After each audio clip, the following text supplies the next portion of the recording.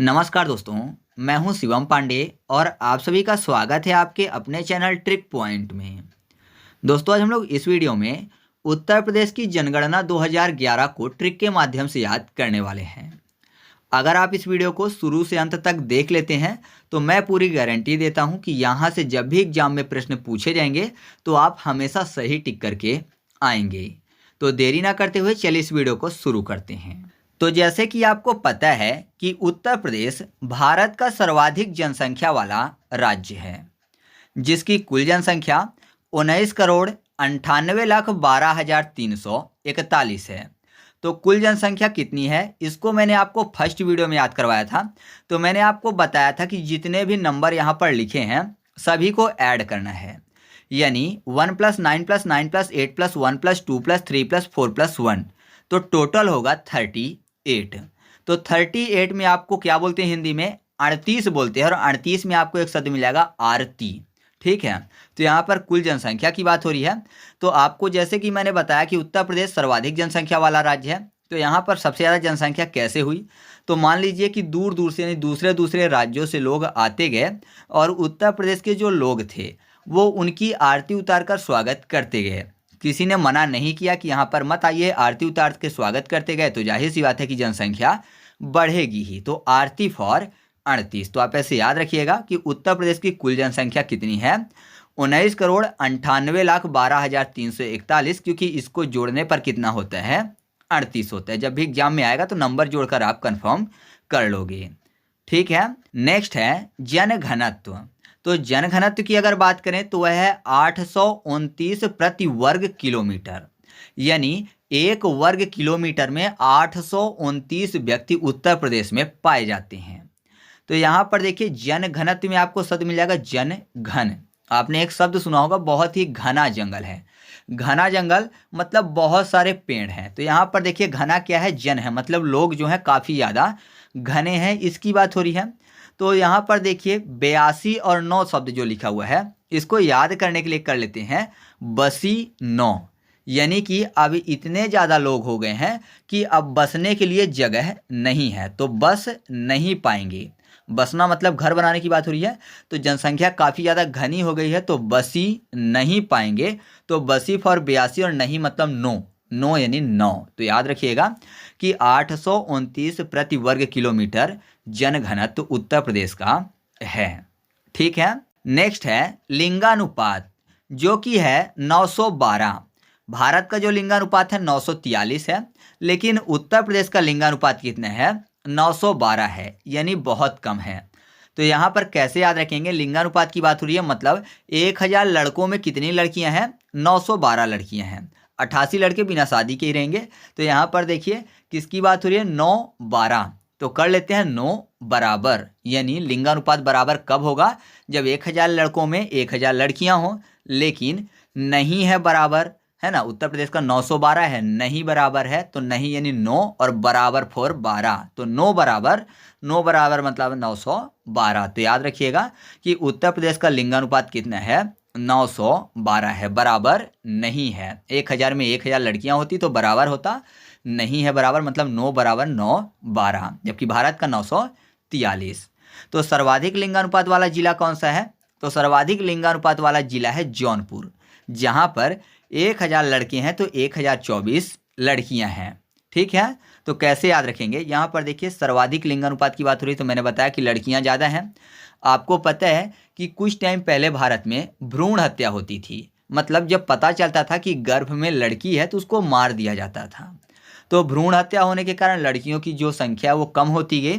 तो आप ऐसा कह सकते हो कि लिंगानुपात सर्वाधिक क्यों है यहाँ पर, क्योंकि लड़कियों की जान नहीं ली गई, है ना। सर्वाधिक लिंगानुपात क्यों है, क्योंकि लड़कियों की जान नहीं ली गई है, सभी लड़कियां जो हैं वो बोर्न कर चुकी हैं, तो जान नहीं ली गई, जान फॉर जौनपुर। तो याद रखिएगा सर्वाधिक लिंगानुपात वाला जिला कौन सा है, जौनपुर है, जिसका लिंगानुपात कितना है, तो 1000 लड़कों में 1024 लड़कियां हैं।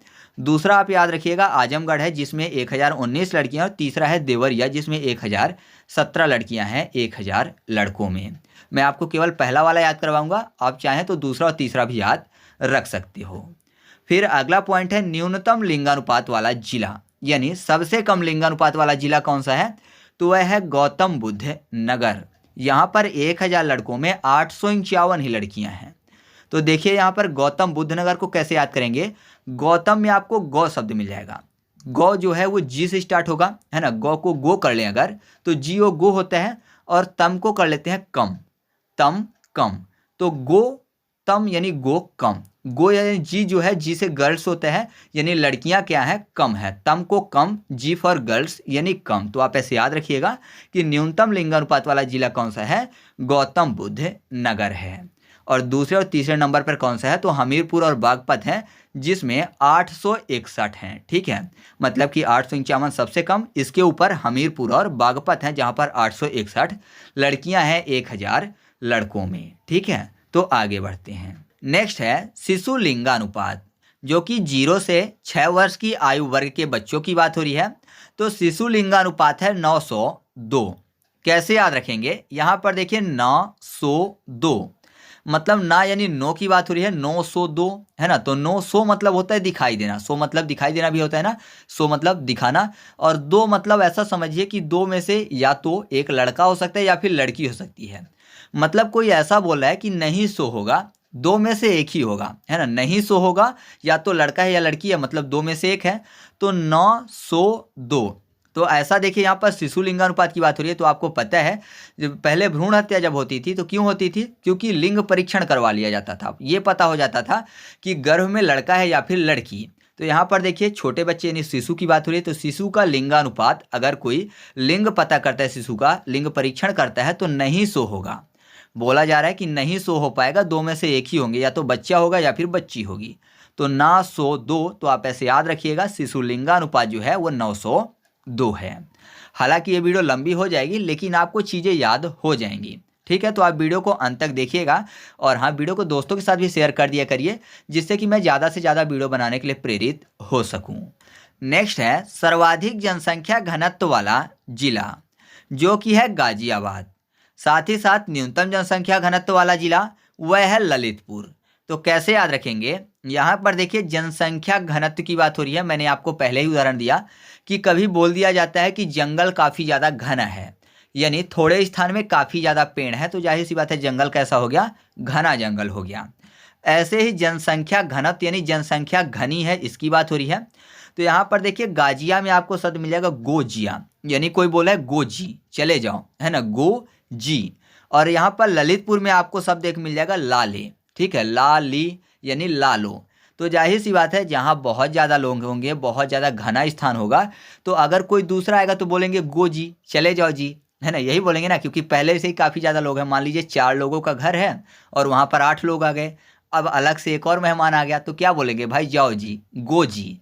और मान लीजिए जनसंख्या कम है, तो जाहिर सी बात है कि 2-4 लोगों को और भी बुला लेंगे, बोलेंगे हाँ ला लो, है ना, यानी लाली। तो लाली फॉर ललितपुर, क्योंकि जनसंख्या घनत्व तो कम है इसलिए लाली और लोगों को, तो लाली फॉर ललितपुर। और जनसंख्या घनत्व तो ज़्यादा था, 4 की जगह 8 लोग पहले से थे और आ गए, तो बोले कि जाओ जी, गो जी। तो गो जी फॉर गाजियाबाद। तो याद रखिएगा आप ऐसे कि सर्वाधिक जनसंख्या घनत्व वाला जिला गाजियाबाद, न्यूनतम जनसंख्या घनत्व वाला जिला ललितपुर। और अगर बात करें ललितपुर से बढ़िया कौन सा है, तो वो है सोनभद्र। सोनभद्र से ऊपर हमीरपुर। तो ये 3 आपको याद रखने हो तो रख सकते हो। और ऐसे ही सर्वाधिक जनसंख्या घनत्व वाले में गाजियाबाद के बाद वाराणसी उससे कम है, फिर उससे कम लखनऊ है ना। सबसे ऊपर कौन सा है, तो सबसे ऊपर गाजियाबाद, फिर गाजियाबाद से थोड़ा सा कम जनसंख्या घनत्व वाराणसी, और वाराणसी से थोड़ा सा कम जनसंख्या घनत्व लखनऊ में। ऐसे न्यूनतम वाले में सबसे न्यूनतम ललितपुर है, ललितपुर से थोड़ा सा बेहतर सोनभद्र है, और सोनभद्र से थोड़ा सा बेहतर हमीरपुर है। ठीक है, कन्फ्यूजन नहीं होगी ना। आगे बढ़ते हैं। नेक्स्ट पॉइंट है 2001 से 2011 के दौरान औसत दशकीय वृद्धि दर, जो कि रही है 20.23%। कैसे याद रखेंगे, यहाँ पर देखिए 10 की वृद्धि, यानी बोला जा रहा है कि हमेशा 10 की वृद्धि करनी है। तो 10 की अगर मैं वृद्धि करूँ और 10 के हिसाब से ही करूँ, तो 10 दूना 20 होगा, फिर 30 होगा, फिर 40 होगा। तो 10 की वृद्धि करनी है, तो 10 और 10 तो 20, तो 20 है। ठीक है, तो इसको आप ऐसे याद रख सकते हो। नेक्स्ट है सर्वाधिक साक्षरता वाला जिला, जो कि है गौतम बुद्ध नगर। साथ ही साथ सबसे कम साक्षरता वाला जिला, जो कि है श्रावस्ती। कैसे याद रखेंगे, बहुत ही आसान पॉइंट है। यहाँ पर देखिए सर्वाधिक साक्षर मतलब सबसे पढ़ा लिखा जिला। गौतम बुद्ध नगर में आपको एक शब्द मिल जाएगा बुद्धि, बुद्ध बुद्धि, तो जाहिर सी बात है सबसे ज़्यादा साक्षर है यानी सबसे ज़्यादा बुद्धि है, तो बुद्धि फॉर गौतम बुद्ध नगर। तो याद रखिएगा सर्वाधिक साक्षरता वाला जिला कौन सा हो गया, गौतम बुद्ध नगर हो गया। अब सबसे कम साक्षरता वाले को कैसे याद रखेंगे, यहाँ पर देखिए श्रावस्ती में आपको शब्द मिल जाएगा बस्ती, बस्ती मतलब गांव वाले बस्ती की बात हो रही है। तो आपको पता है गांव में ज़्यादातर शिक्षा के साधन उपलब्ध नहीं होते, जो सुदूर गांव है वहां पर मान लीजिए स्कूल है तो कॉलेज नहीं है, ठीक है, तो ऐसा होता है, इस कारण से लोग ज़्यादा साक्षर नहीं हो पाते। तो आप ऐसा कह सकते हो कि बस्ती के जो लोग हैं कम साक्षर रह जाते हैं, सभी लोग अच्छे से शिक्षा प्राप्त नहीं कर पाते क्योंकि उनके पास शिक्षा के साधन उपलब्ध नहीं हैं। तो बस्ती फॉर श्रावस्ती। तो सबसे अधिक साक्षरता वाला जिला गौतम बुद्ध नगर, सबसे कम साक्षरता वाला जिला श्रावस्ती। इसके अलावा अगर आपको 3 नाम याद रखने हैं तो गौतम बुद्ध नगर के बाद सबसे साक्षर जिला कानपुर नगर है और फिर औरैया है, और सबसे कम साक्षरता वाले जिले में दूसरे नंबर पे बहराइच है और फिर बलरामपुर है। ठीक है, अब बात कर लेते हैं कुल जनसंख्या में अनुसूचित जाति का प्रतिशत, वह कितना है। अनुसूचित जाति मतलब शेड्यूल कास्ट, कास्ट में एक शब्द आपको मिल जाएगा कष्ट, और 20 को कर लेते हैं विष, विष मतलब जहर। तो आपने देखा होगा जो लोग जहर पी लेते हैं काफ़ी ज़्यादा तड़फते हैं, यानी उनको काफ़ी ज़्यादा कष्ट होता है। तो कष्ट फॉर कास्ट और विष यानी विष, विष मतलब जहर वाले विष की बात हो रही है। तो आप ऐसे याद रखिएगा कि कुल जनसंख्या में अनुसूचित जाति का प्रतिशत कितना है, 20.69%, जबकि देश में कितना है तो 16.6%। ठीक है, तो याद रखिएगा। नेक्स्ट है कुल जनसंख्या में अनुसूचित जनजाति का प्रतिशत, जो कि है 0.6%। कैसे याद रखेंगे, यहाँ पर देखिए अनुसूचित जनजाति की बात हो रही है और आपको पता है जो जनजाति लोग होते हैं वो ज़्यादातर जंगलों में निवास करते हैं, मतलब कि दूसरे लोगों से दूरी बनाकर रहना पसंद करते हैं। तो आप ऐसा कह सकते हो कि यह सुनसान इलाके में रहना पसंद करते हैं। तो सुनसान को अगर कोई भी तोतला व्यक्ति पढ़ेगा तो वो पढ़ेगा छुनछान, है ना, छुनछान इलाका। तो छुन फॉर शून्य है ना, छुन शून्य, और छान मतलब 6। तो आप ऐसे याद रखिएगा कि कुल जनसंख्या में अनुसूचित जनजाति का प्रतिशत कितना है, 0.6% है। नेक्स्ट है कुल जनसंख्या में पुरुषों का प्रतिशत, जो कि है 52.29%। मैंने पुरुषों की संख्या और महिलाओं की संख्या आपको पहले वाले वीडियो में याद करवा दिया है, तो 1 और 2 पार्ट में वो वीडियो बनी हुई है, उत्तर प्रदेश एक नज़र में, तो आप उसको देख लीजिएगा। लिंक मैं आपको कमेंट बॉक्स में सभी वीडियो का दे दूंगा। तो यहाँ पर पुरुषों के प्रतिशत की बात हो रही है तो कितना है, 52.29। तो जाहिर सी बात है 52.29 के अलावा जितना भी प्रतिशत बचा है वो किनका है, महिलाओं का है। तो कुल जनसंख्या में महिलाओं का प्रतिशत कितना हुआ, 47.71%। तो पुरुषों में 52 याद कर लेते हैं और महिलाओं में जो बचेगा वो हो जाएगा।